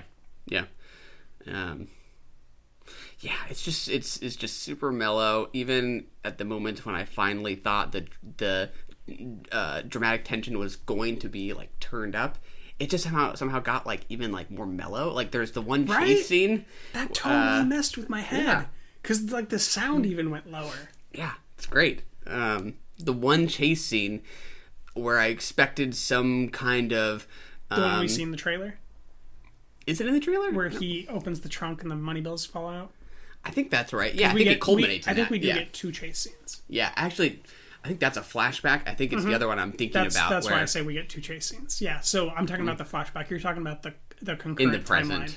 Exactly. Gotcha. Where he goes back to Sissy's and takes the horse. Exactly. Like I was expecting something much more dramatic in the music, and instead it's just like really simple acoustic guitar. Just kind of like reminding you, like, he's got this. He's gonna be fine. It's nice. So in tone, did you feel like you were watching like the bank robber version of Ghost Story, where like you're watching the ghost of all the bank robbers and all the bank robberies ever, and how like you just can't stop it. The bank robber is always going to rob banks, and the guy that tries to stop him is always going to try to stop him. And the federal government is always going to get in the way of the guy who's about to stop him and actually catch him. And they're going to catch him through some other way that's slower. And it's not going to actually last. And then they're just going to continue the cycle. Like, it felt like that weird, endless cycle ghost story of a bank robber. Yeah. Yeah, it is funky to compare the two movies because of how different the content is. But in... just kind of in feel, they somehow still feel kind of one of a kind. They feel like the same to me. Yeah. Which the only criticism I've heard of either of these films, I like A.O. Scott, who writes for the New York Times pretty well. His only criticism, he says he likes all of David Lowery's movies, but he feels like sometimes his frames are a little too fussed over. And I think that is kind of the right word. Scene? Yeah, and his compositions, that they just seem to need a little air or something like that. Perhaps they're just maybe just a little too neat or manicured or something like that. And I do think that's kind of interesting. I can think of moments where I think of that, but I don't know if I'd think about that generally as criticism that I'd hold. Because if he didn't do that, then your criticism might be that he's not framing well enough. You know, it's true, but I think that's like. I don't really have any problem with this movie, but I think there is something there. Like there is going to be, I think there is a movie in him that's going to be a 5 and not a 4. This is a 4 for me. Me too. Ghost Story was 4.5, I think. To me, there is just a perfect 5 that he's going to come at us with. Yeah, that seems to just have like a little more like possibility to it, or maybe a little bit more character driven. Yeah, or maybe an actor's face takes over more. Because this is a film where it's very much restricting these great actors to characters. Yeah. So you're not getting this close-up where they're kind of defining the picture the way that maybe you'd think about in, like, The Departed, where we get close-ups on Mark Wahlberg or Leonardo DiCaprio or Jack... Not Nicholson. Jack. Yeah, Jack Nicholson. Yeah. You know, we're getting these super tight close-ups where kind of their emotional changes direct the picture's tone. It seems like the picture's tone directs the characters more with him so far. And so I think that maybe a really good actor, like a John C. Reilly or Joaquin Phoenix taking over and getting a bunch of tight, close face-ups. Yeah. Could shift that in a way that, Rooney Mara eating a pie didn't. Yeah. I think we're talking about the same thing. We're just kind of like getting there in different ways. Yeah. To me, I think about someone like PTA. Like you see the meticulousness to... That's Paul Thomas Anderson, folks. That it is. You see the meticulousness like in the direction, but somehow at the same time, it feels like these characters are just coming up with these things as you're watching them do it. Yes. Whereas The Old Man and the Gun, everything I see I love, but it doesn't really ever feel like it's going to happen any other way than exactly how it does. Does that make sense? Like, it's just lacking a bit of possibility or something. Do you think that while you're watching it, though, you already know it's going to happen? Kind of, because of how the style is, while it is so nice, it also suggests to me how sort of tightly controlled the film as a text is. Okay. There was this point kind of near the end where it lulled me into this sense of he's going to break out, and then they're sitting at this table, and all of a sudden the music either does a really hard cut or fade out, and it's just like, oh, you just threw the audience into lurch. Like you're at the top of the roller coaster looking down at a huge drop now. So because Sissy asks him, what if you don't break out? And he doesn't. Yeah. And that, for me, just that shift after we just watched the montage that we just talked about that was so great of him breaking out of all these prisons, and the fact that he doesn't do that. Yeah. That certainly threw me for an unexpected loop. It doesn't really change the outcome of the film. Yeah. But in the moment, I was so caught up in the moment that I was very surprised that was what the character chose to do. Yeah. Yeah, that's interesting. A moment of maybe some looseness to it. Yeah. I could see that. And it's the kind of thing that over time, like, I might just not care about. I might watch it again and be like, fuck it. This is just too damn nice to not be a 5. Yeah. But 20 years, it's going to be a 5. Yeah, that can happen. I just think like he's got even better stuff ahead of him. I definitely agree. Something that will surprise me even more. Something that just feels like it is coming to life before you, whereas this feels very tightly wound in a great way. I would rather a director take it too seriously than not seriously enough. Yeah. Right. Every single time, but yeah. I think this great future you're speaking of is maybe something more gritty and less enamoring. Yeah. So the one thing that I just want to get back to before we move on from this framing idea that you brought up. Yeah. In the diner, when him and Sissy go in there, the camera slowly shifts over and we get the bar. Yeah. And this happens about 3 times pointlessly. And we're looking at this bar, and if you're me, you're trying to discern why we're looking at this. Yeah. Yeah. And it's pointless 3 times in a row, I think. And then the 4th time, Casey Affleck's there. And I thought that was an expert use of framing to set something up and keep tricking me into this false sense of comfort. That nothing concerning is here, even though I know something concerning is here because of his direction. Even though you know something bad is going to happen because of the way he keeps bringing you focus there, you feel like it's going to be okay because of the way he's shooting it. Yeah. And then when it happens, it's okay, the way that the confrontation goes, but it's not okay. Yeah. At the end of it. And that's kind of, I guess, the film. It's okay, but it's not okay. Yeah, exactly. I don't remember that specific moment, but I could totally see that. You don't remember when he convinces his wife to not hire a babysitter and they go out to the diner? Well, I remember the confrontation in the hallway. I don't know. Yeah, but I don't want to. Do you remember? I don't want to react just because. I don't remember those specific cuts. Yeah. Do you perchance remember when they were the first moment that they go into the bar or the diner together, him and Sissy? At the start of the movie? Yeah. Okay. Yeah. Okay. So in that scene, we actually get a slow pan away while they're still talking. Gotcha. And it goes over everybody at the other tables. Gotcha. And it settles in on the diner bar for about 20 seconds. and we still hear everything they're saying, and the focus is somehow on them with the audio. But we're looking visually, and there's nothing there. And for me, I was like, why are we looking here? Yeah. And he does that 2 more times. Gotcha. And eventually, at the end, Casey is sitting there at the end of the bar. I see. In the diner. Got it. Okay, so this is way before the actual confrontation. So this is a slow framing setup that I thought the deliberation of his framing was very expert. That's nice. So maybe I'd like push that. back a little bit against A.O. Scott, but he's probably right. It's just there's a few moments where maybe it's great.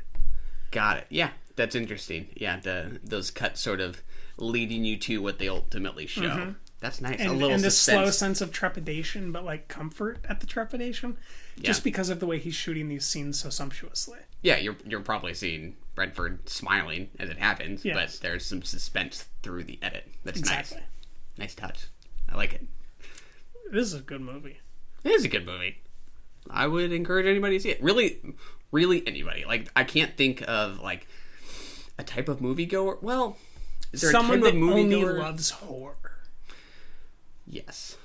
There is a lot that I wouldn't recommend to somebody who only loves horror. Correct. If you only love horror, this is too nice of a movie for you. Don't do it. It's too nice of a movie for a few folks. Otherwise, it's just a real nice, pleasant lurch through time and space. I agree. It's very much like Ghost Story, but a lot more approachable. Oh yeah, definitely. And I think it's perfect for every single demographic, probably over 12. Yeah, and I think if it is Redford's last picture, I think it's a good bookend. It's a good bookend, but I hope it's not. Me too. Fingers crossed.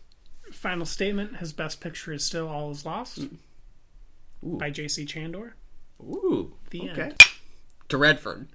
To Redford and to the Deuce. Look at you. Look at you. Look at us. Bound for glory. Who would have thought, right? The Deuce. Shall we discuss episodes 3 and 4 of Le Deuce? We can try. Great show. We watched 3, 4, 5, and 6 before we began this discussion because we're recording 2 podcasts today. Yes. And it's hard to remember where one begins and where one ends. Correct. Because specifically the ending of 6 kind of changes the whole scope of what's happening for me. I would agree. Specifically a certain locker room spa scene with a certain character and what we begin to learn about him. Yep. Completely compromises what it doesn't compromise it maybe, but it shifts the perspective of what exactly the agendas are of the city. Yeah. Yeah, change. Yeah, absolutely. So in 3 and 4, I'll start with gripes. Not enough James Franco.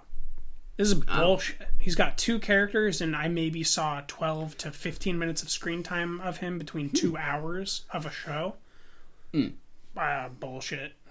I can't tell if this is like straight, like you're like I'm literally knocking this, or if this is sarcastic. No, like, I'm actually like, legit. I'm legit. Like I did not enjoy watching this show without some sort of a backdrop of serious drama or plot stuff going on with him.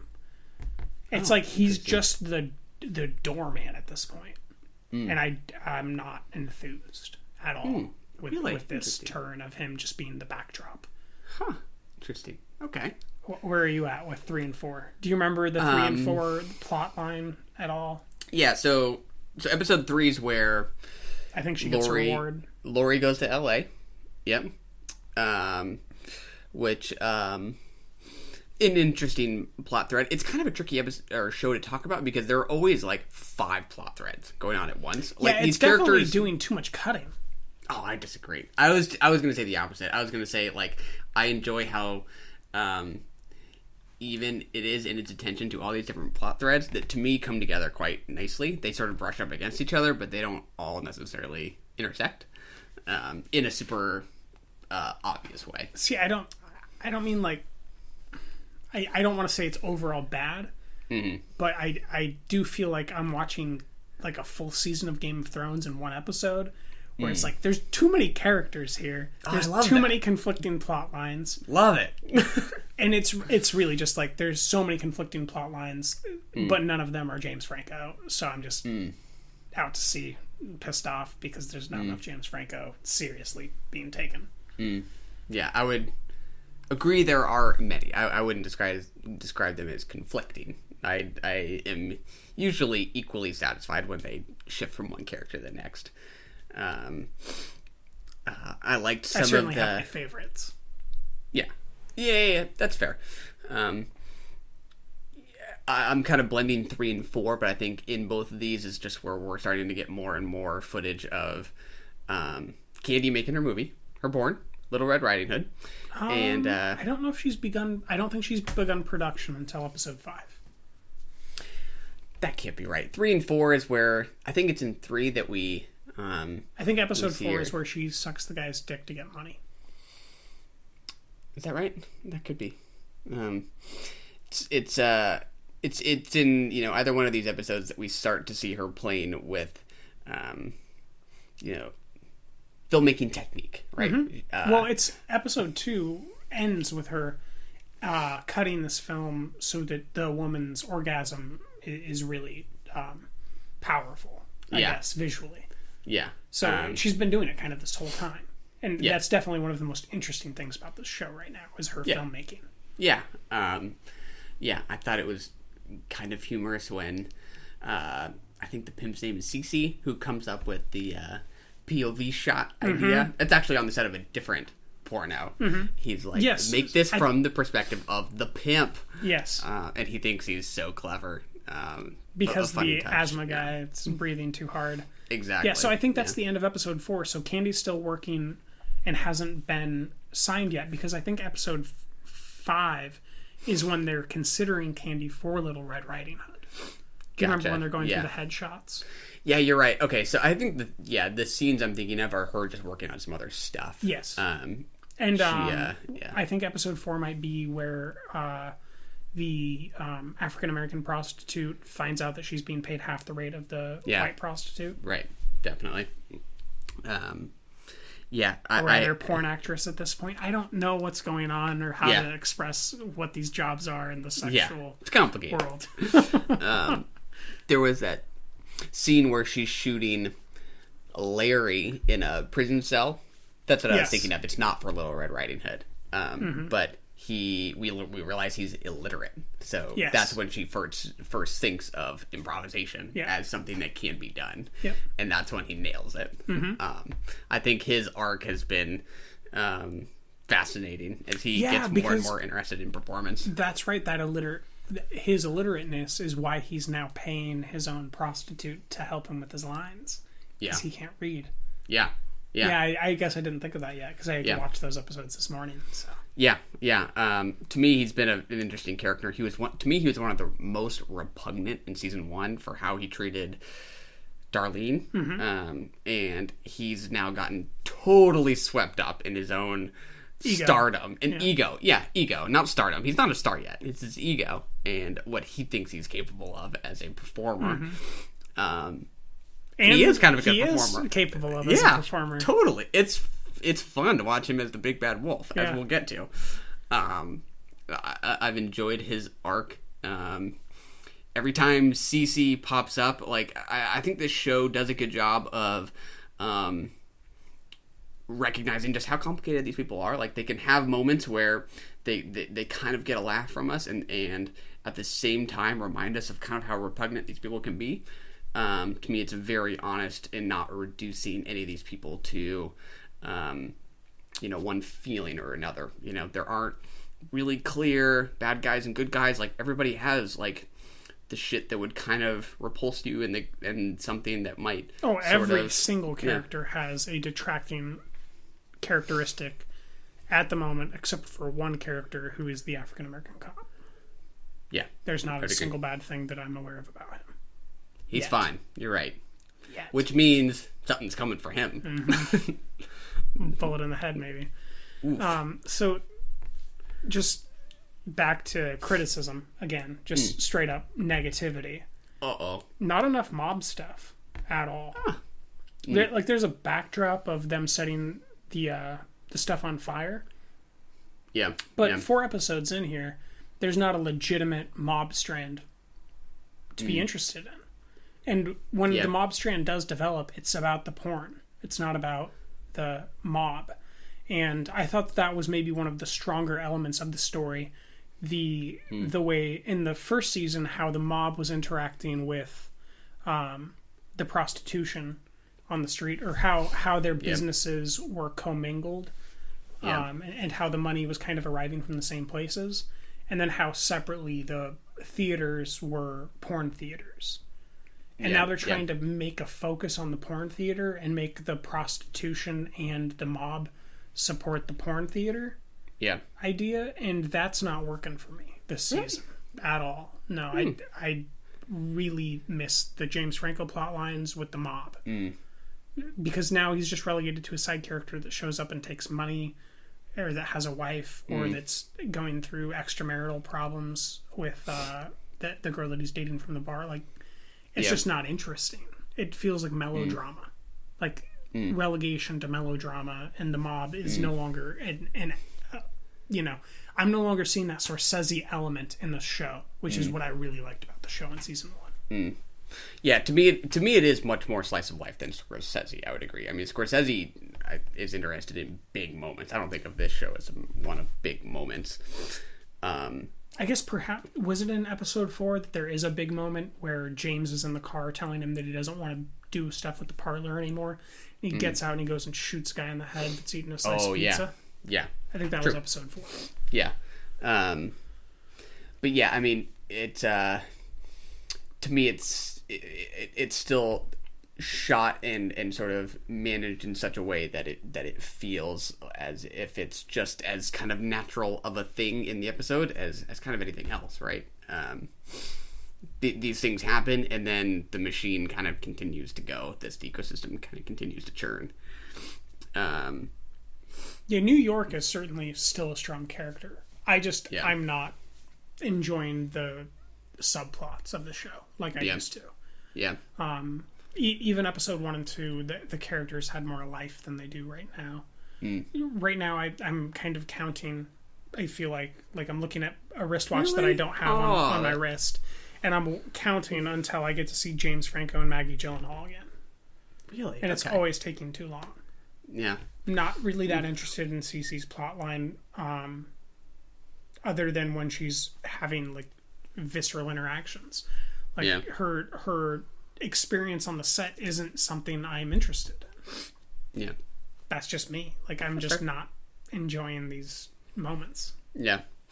In one of these 2 episodes, we get a little time with the mob where Piccolo goes to his boss as they're talking about some of the other parlors that are popping up, and it's just before one of the parlors gets burned down. And it's the only time I think we've seen Piccolo talking to his boss, and have one of his ideas shot down or have him get course corrected. So to me, it's just a reminder of how no matter where you are in this food chain, there's always somebody above you. Because to me, it always felt like Rudy Piccolo was sort of the greatest sort of puppeteer above James Franco. So I like that little touch with the mafia, that even him is subject to the whims of somebody with more power, more cred, more street cred, more money. Yeah. But yeah. I mean, I can completely understand the criticism that like the show spreads itself too thin between just too many plot threads. And anytime you do that, like the more stories you try to tell, the more opportunity there is for unevenness, and then anybody might enjoy some more than others. It's kind of inevitable. Yeah. This is one of those shows where I feel like having a different director for every episode is really detracting from it as well. Really? Okay. Yeah, I get this general sense of that the executive producer or showrunner is always trying to make sure that they're being confined properly, instead of, like, I'm not getting a sense of any original artistic flourish in any of these episodes, the way that maybe we saw in the beauty of maybe a Master of None, where each episode, while the same, is incredibly distinct and is showing off this ability of these auteurs or these storytellers. I don't feel like I'm getting told this immense, great scope, swathing story or getting these beautiful images. I feel like I'm getting a pretty consistent, okay character study that's not really focused enough. That's fair. I mean, to me, completely understand it. Like that. Like I don't know how to argue with that, but it's just I just feel differently. You're just responding to it more positively. That's okay. I just feel like the comprehensiveness helps it feel bigger to me. Helps it feel like a more realized world to see many different people in many different situations that sort of overlap and that all kind of are dealing with similar problems. Makes it feel large, even though there isn't like some overarching plot. But yeah, makes sense. I'm kind of starting to suspect that they were told before they began production on season 2, or while they were during production, that it would end on season 3, and that they're trying to condense too much in too short of a span. Because what you're talking about is its strengths. I think I agree with, but when I think back to season 1 and I think about how slow and how beautiful the buildup of the city was as this ecosystem, as this living biological organism of this huge socioeconomic problem and culture and everything, I think, dude, that you're right. Yeah. But there's something about the slow build out of season 1 that is totally missing here. Like we're getting a super condensed straight shot that, even though it's not a straight shot, if you kind of ignore the fact that they're throwing all these characters in, it really is a straight shot. We've already gone to LA. She's already won an award. She's already been attacked for the award. She's already failed trying to get out of being under the pressure of him as a pimp. We've got a pimp that's now working for the pornography. She's already editing. She's already got funding. She's already got her own project. Like all this stuff. I feel like she should have got funding for her own project by the end of this season.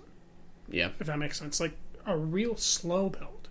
This is, we hopped a decade and now I just too fast. Yeah. Whatever The Wire had in its slow, deliberate buildup, I haven't seen it either, but I've heard it described. Yeah. And how it's so slow and deliberate in this character study of making everything come to life. Yeah. That's what's missing here. It's just going too quick. And I still think it's a good show, but I don't want to let it skate by and not be critical of it, because I do think that it's really fucking up something good, and that it has a bunch of really good performers, right? Method Man is great in this. He's so good.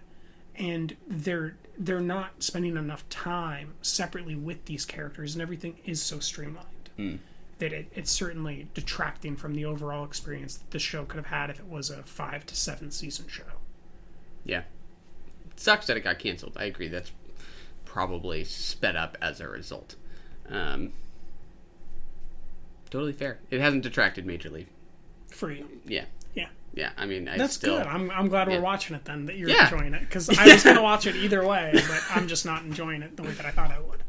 When we get to 5 and 6, I'll be a little bit more positive, because we get some turnaround with James Franco's second character, we'll say. Yeah.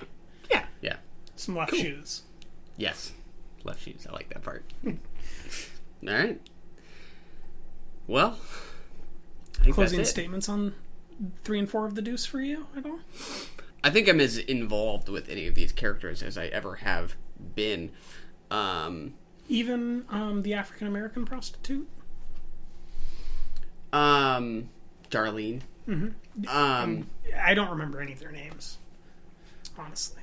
Yeah, I mean, it's hard when there are this many characters. I mean, it's difficult to know whether or not you feel like any given character is getting quite enough time, but I still completely understand and connect with her desire to just try and do what she can to get educated. To me, like her storyline is simple enough. In 3 and 4, we're not seeing that.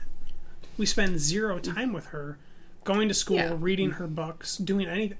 I think that we might see her once at the cafe. You know? Yeah, but to me, it's not like a gap that they're trying to like jump through to some bigger plot line with her. Like, they can keep coming back to Darlene, and I'm always going to be happy to see her where she is in her process. Oh, I guess before we move on, the character who comes in at the end of episode 2, who used to be a prostitute for one of the pimps in season 1, with the glasses, who's one of the social justice people, I suppose, is the correct way of framing her. What do you think of her as a character so far in episode 4? I think I've enjoyed her presence so far. I am always a little shaken for her when she does come across Cece. I mean, Cece was so unbelievably miserable to her in season 1. Yeah. I completely connect with her. Beat the hell out of her multiple times. I completely connect with her character's kind of residual trauma and determination to kind of overcome it. It's worked for me. Okay. Performance-wise, yeah, that's kind of what I meant, or where I'm coming out of. Is what I'll say. Yeah. Could be better, but it did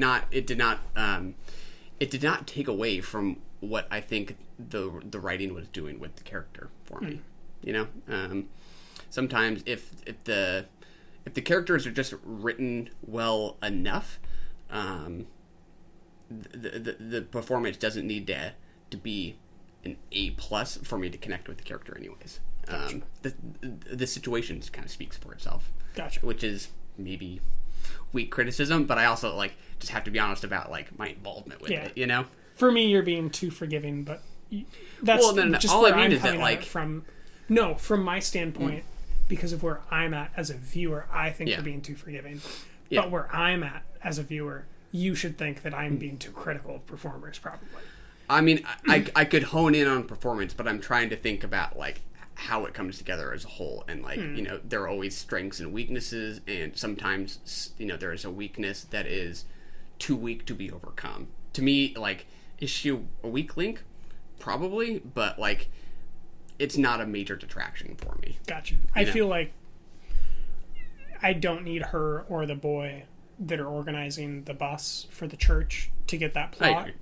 I think that plot's just as good if she goes and deals with some sort of a priest and gets the bus lent out by the nuns or something, and starts putting together a smorgasbord of women that are still prostitutes that figure out how to do that, or ex-prostitutes, or brings in candy on the bus for help. Like, it just, I think that performance-wise, this is one of the weakest points of the show.